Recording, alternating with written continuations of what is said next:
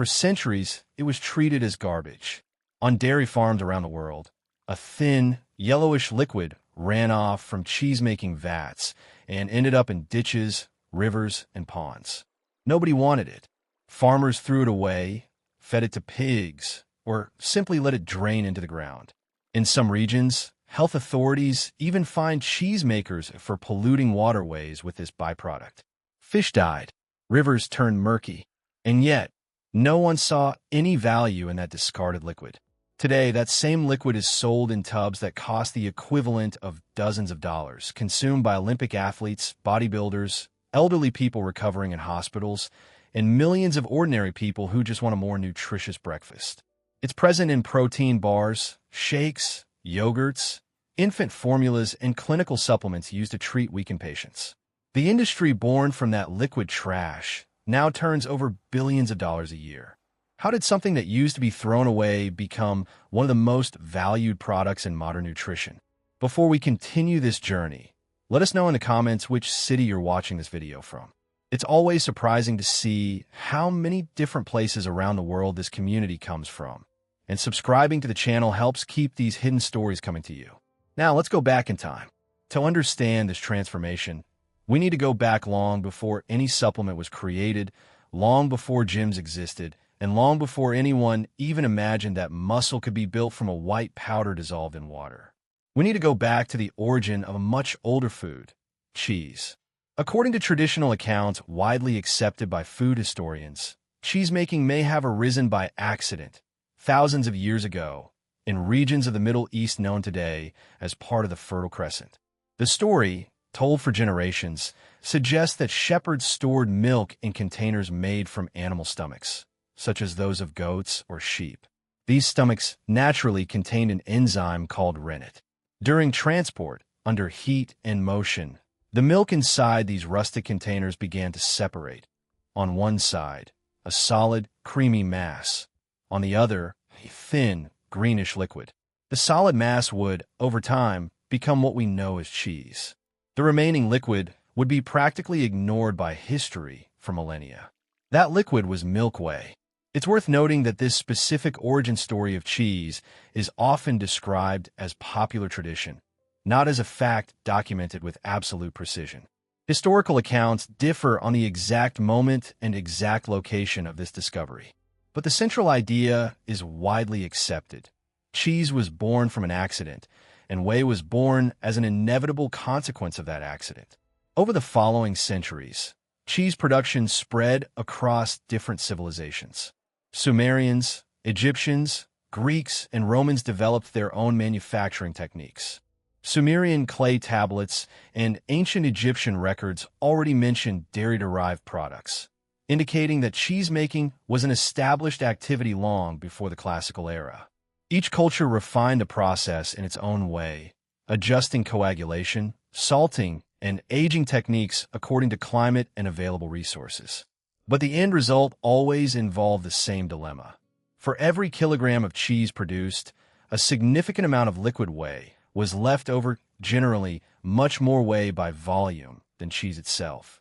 And, curiously, this discarded liquid wasn't completely useless in everyone's eyes. In ancient Greece, the physician Hippocrates, often called the father of Western medicine, is said to have recommended the consumption of whey as a treatment for various ailments. According to historical records of Greek medical tradition, whey was used as a mild purgative, as a drink to strengthen weakened patients, and as a remedy for digestive and joint problems. There is no modern scientific evidence to support these specific applications as they were understood at the time, and it's important to remember that ancient Greek medicine operated under theories completely different from those we know today, based on the balance of the so-called bodily humors. But the historical record is clear. Even in antiquity, someone noticed that this liquid discarded by cheesemakers had some use beyond being trash. This small detail would become important many centuries later. During the Middle Ages, European monasteries became important centers of cheese production. Monks, with time, discipline, and accumulated knowledge, refined fermentation and aging techniques, often carefully documenting their processes in manuscripts that would survive for centuries. Cheesemaking became a relevant economic activity in regions of what is now France, Switzerland, Italy, and England, and varieties we now recognize as classics began to take shape during exactly this period. And, along with the increase in cheese production, the volume of discarded whey also grew a problem that no one yet saw as a problem. But it was in another context, centuries later, that whey had an unexpected moment in the spotlight. In the 18th and 19th centuries, an alternative medical practice gained popularity in regions of Central Europe, especially Switzerland and what is now Austria. It became known, in German, as Molkenkur, or whey cure.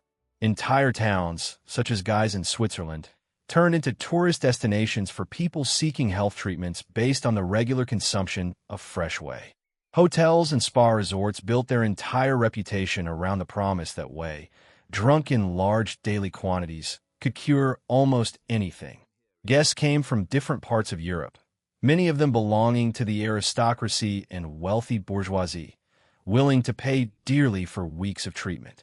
Doctors of the time recommended these whey cure resorts for patients with tuberculosis, digestive problems, gout, and chronic fatigue. Some even prescribed liters of whey a day, combined with mountain walks and fresh air, as part of a complete recovery regimen. It's important to note that many of these medical claims don't align with current scientific knowledge about nutrition and health. But the historical phenomenon is real and well documented.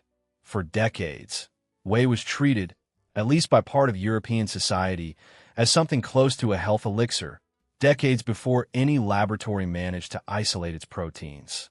Still, this positive reputation wasn't enough to turn whey into a commercially relevant product on a large scale. It remained, for the most part, a byproduct discarded by ordinary cheesemakers, far from the luxury resorts of the Alps. The real revolution would require something else: industrial scale. By the end of the 19th century and throughout the 20th century, cheesemaking stopped being an artisanal activity and became a large-scale industry.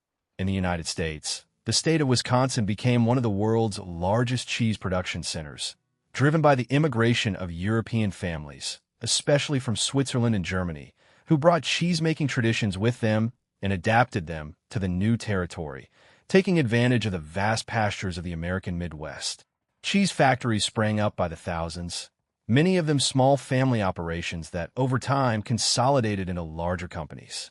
Production came to be measured no longer in kilograms, but in tons, and entire towns in rural Wisconsin built their economies around these factories. And with this growth, the whey problem stopped being a small local nuisance and became an environmental crisis of much greater proportions. Here's why. Whey, despite seeming like a simple, harmless liquid, has a characteristic that makes it extremely harmful when discarded in large volumes into nature. It has an extraordinarily high biochemical oxygen demand. This means that, when dumped into rivers and lakes, whey triggers an explosive growth of microorganisms that consume the water's oxygen as they decompose it. This process drastically reduces the oxygen levels available to fish and other aquatic life, causing mass die-offs and destroying entire ecosystems within days. For decades, this was exactly the fate of much of the whey produced by the cheese industry. Factories simply dumped the surplus into nearby waterways without any treatment, because treating that volume was expensive and there was no law requiring otherwise. The result was a series of silent environmental disasters, especially in regions with a strong concentration of dairy operations, such as the American Midwest and parts of Central Europe, where entire communities depended on these rivers for fishing and water supply. As environmental legislation became stricter throughout the 20th century, especially after the passage of water quality protection laws in various countries, in the United States, the Clean Water Act, passed in 1972, imposed severe restrictions on the dumping of industrial waste into waterways. The dairy industry found itself facing an urgent and costly problem. It was no longer possible to simply throw whey away without facing heavy fines and lawsuits. Something had to be done with it, and fast. And it was exactly at this moment of regulatory pressure and economic necessity that science finally began to see value where there had only been waste before. Food scientists and process engineers dedicated themselves to finding ways to make use of whey instead of simply eliminating it. Spray drying technology, developed in the early 20th century originally to produce powdered milk, began to be adapted to turn liquid whey into dried whey powder. This powder could be used as a cheap ingredient in animal feed, baked goods, and processed foods, a way to generate some revenue from something that had previously been pure disposal cost. It was progress, but still far from becoming the value product we know today. The true turning point would come decades later, with the development of a technology that would completely change whey's fate: ultrafiltration. In the 1960s and 1970s, industrial process scientists developed membrane filtration systems capable of separating, with much greater precision, the different components present in whey. These membranes, with microscopic pores measured in fractions of a micrometer, allowed water, lactose, and mineral molecules to pass through while retaining the larger protein molecules. Before this technology, whey powder contained a relatively crude mixture of proteins, lactose, fats, and minerals. With ultrafiltration, it became possible to isolate whey proteins specifically, separating them from lactose and other components, and concentrate them into a much purer form. This process gave rise to what the industry began calling whey protein concentrate.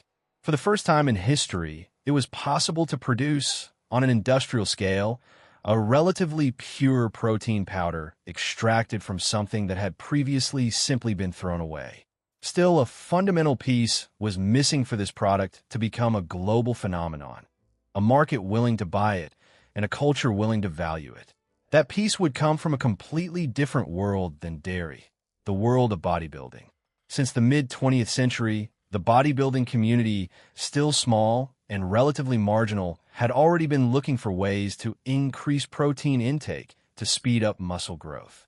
In the 1950s and 1960s, weightlifting enthusiasts frequently turned to homemade protein sources, such as raw eggs mixed into milkshakes, a practice popularized by legends of bodybuilding from that era, who trained in makeshift gyms and traded homemade mass shake recipes with each other.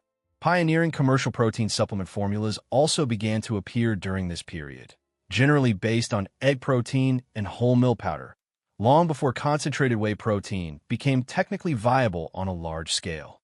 These early supplements, however, were expensive, hard to find, and often had an unpleasant taste, a gritty texture, and a smell many described as unpalatable.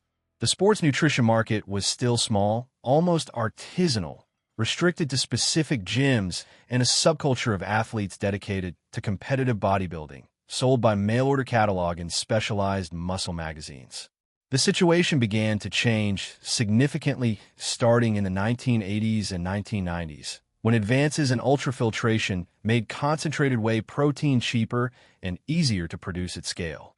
At the same time, popular interest in fitness, bodybuilding, and physical health grew rapidly in the United States and other Western countries, driven by a culture increasingly focused on physical aesthetics and athletic performance, fueled by movies, magazines, and a new generation of commercial gyms spreading through residential neighborhoods. It was in this setting that companies specializing in sports nutrition began to shape the market we know today.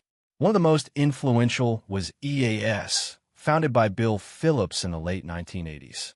The company became one of the pioneers in popularizing whey protein as a relatively affordable supplement for amateur athletes, not just professional bodybuilders. Products like Precision Protein helped introduce the concept of protein supplementation to a much wider audience, going beyond bodybuilding competitions and reaching ordinary gyms across the country. Backed by aggressive marketing campaigns and in-house magazines that blended editorial content with advertising for their own products. Throughout the 1990s, further advances in filtration technology allowed the creation of an even more purified version of the product, whey protein isolate. While the concentrate still contained fair amounts of lactose and fat, the isolate went through more intense filtration processes, usually combining microfiltration and ion exchange, resulting in a product with even higher protein concentration, often above 90%, and lower carbohydrate and fat content. This made it especially appealing to athletes in muscle definition phases and also more suitable for people with lactose sensitivity who previously had to avoid this type of supplement entirely. At this point in the story, something remarkable had happened. A byproduct that, decades earlier, had been considered an expensive environmental problem to solve, had become the raw material for a premium product. Sold at prices significantly higher than the milk it was derived from grams of isolated protein now worth. In practice, far more than the whole milk that gave rise to them. But this turnaround hadn't yet reached its peak. In the 2000s, fitness culture exploded globally. Gyms multiplied in cities around the world, from large international chains to small neighborhood studios. Social media, still in its early stages, began amplifying images of toned bodies and intense workouts. Celebrities, athletes, and later digital influencers began associating their workout routines with protein supplement consumption, creating a cycle of desire and aspiration that further boosted sales, turning the simple act of drinking a shake into a visual symbol of discipline and results. Whey protein stopped being a niche product restricted to bodybuilders and elite athletes, and became a common item in ordinary kitchens.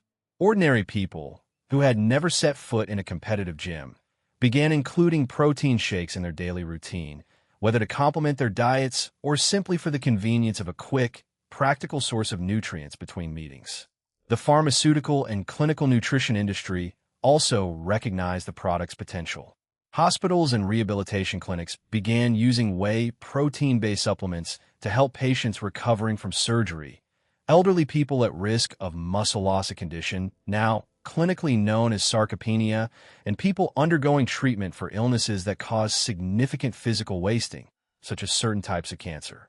What was once sold almost exclusively in supplement stores aimed at athletes came to occupy pharmacy shelves and be prescribed by clinical nutritionists as part of formal recovery plans. At the same time, the processed food industry began incorporating whey protein into an ever-growing number of products. Cereal bars, yogurts, cookies, ready-to-drink beverages, and even baked goods began advertising their added protein content on packaging, capitalizing on a consumer trend increasingly focused on high-protein diets, transforming entire supermarket aisles that previously had no connection to sports nutrition. This growth didn't happen without contradictions and challenges. As global demand for whey protein increased, so did the pressure on the dairy production chain. Countries with a strong cheese-making tradition, such as the United States, New Zealand, European Union nations, and, more recently, emerging dairy powers like Ireland, began competing for a share of an increasingly lucrative market. Large dairy cooperatives invested heavily in whey processing technology, turning what was once considered industrial waste into one of the most profitable lines of their operations, to the point where, in some periods, the price of whey directly influenced the overall profitability of entire cheese factories. This movement also brought debates about quality, authenticity, and transparency in the supplement industry to the surface. With explosive growth in demand, concerns arose about adulterated or low-quality products sold with labels that exaggerated their actual protein content, a practice informally known in the industry as amino spiking, in which cheap amino acids were added just to inflate total protein numbers on the simplest lab tests. Regulatory agencies and consumer advocacy organizations in various countries began demanding stricter testing and more accurate labeling, in response to occasional scandals involving products that contained less protein than advertised. Still, even with these challenges, whey protein's overall trajectory continued to be one of steady expansion. Scientific studies over the past few decades have helped solidify its role in sports nutrition, demonstrating its effectiveness in muscle protein synthesis when combined with adequate resistance training, partly due to its high concentration of the amino acid leucine, considered especially relevant to this process. This scientific validation, although still subject to ongoing debates about ideal dosages and comparisons with other protein sources, helps cement the product's reputation beyond passing fitness culture fads. Today, the global whey protein market turns over billions of dollars annually, with forecasts of continued growth in the coming decades.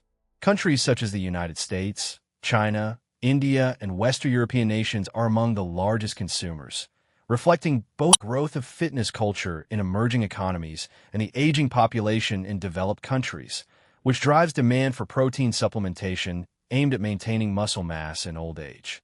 Large multinational sports nutrition companies compete alongside artisanal brands and startups focused on specific niches, such as organic, lactose-free protein, or protein made from grass-fed cattle.